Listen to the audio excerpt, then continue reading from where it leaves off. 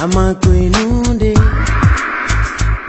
Aje family Sero family sinyi koyaga Ufunino azena menele no wa wezo Nino wezo Chubo yiko Yesunto daka yiwe Mes salutations les plus chaleureuses à tous les membres du forum. Aujourd'hui, nous allons étudier un disque dur. Voici le sommaire. En petit 1, nous aurons à définir ce que c'est qu'un disque dur. En petit 2, les différents formats de disque dur. En petit 3, les différents composants d'un disque dur.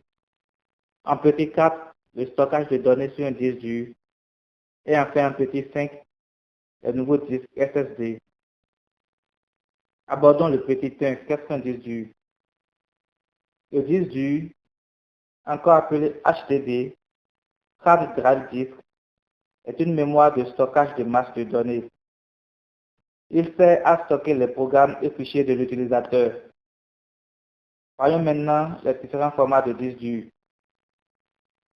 Nous avons les disques durs de 3,5 pouces pour les ordinateurs bureautiques et ceux de 2,5 pouces pour les ordinateurs portables. Leur capacité varie de 30 Go à 30 TB.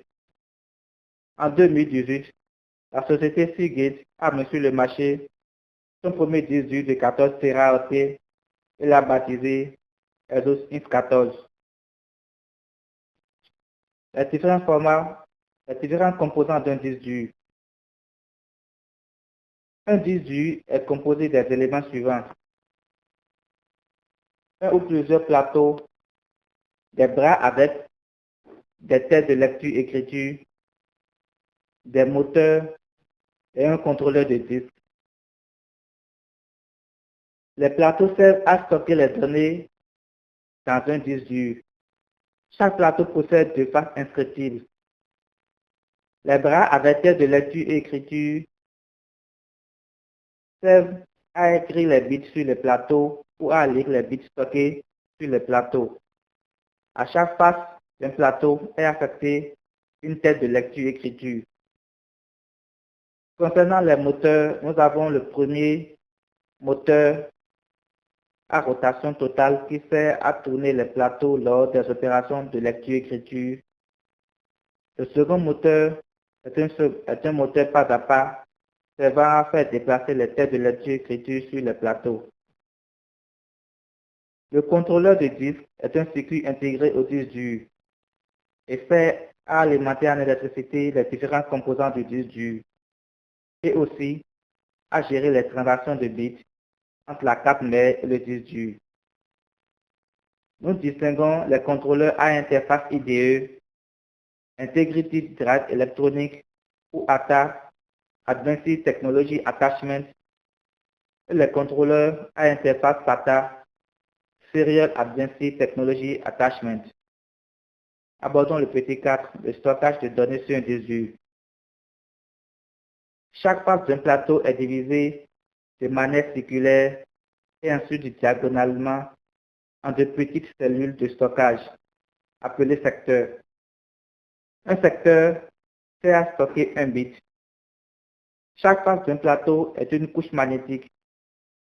Pour écrire sur un secteur, la tête de lecture-écriture vient simplement le magnétiser pour lui faire stocker un 1. Un secteur non magnétisé contient alors un 0. Vous n'êtes pas sans savoir qu'un ordinateur ne comprend que le langage des 0 et des 1. Une succession de 8 bits, c'est-à-dire de 8 secteurs, est appelée un octet. 1 kilooctet équivaut à 1024 octets et 1 mégaoctet fait 1024 kilooctets. Ainsi donc, 1 giga équivaut à 1024 mégaoctets et 1 téraoctet fait 1024 gigas. Étudions maintenant les nouveaux disques SSD. La dernière génération de disques ne comporte ni plateau, ni tête de lecture-écriture, ni moteur. Il s'agit des disques SSD, Solid State Drive. Ce sont des disques électroniques constitué de puces mémoire, tout comme nos clés USB et nos cartes mémoire des portables Android. Cette fois-ci, la taille est énorme et peut dépasser 100 Teraoctets. C'est le cas de l'ESA Drive fabriqué par Nimbus Data et présenté au format 3,5 pouces. Ce sera tout pour le cours de ce jour. Nous vous remercions pour votre fidélité. Ce sera également un plaisir pour nous de répondre à vos différentes questions.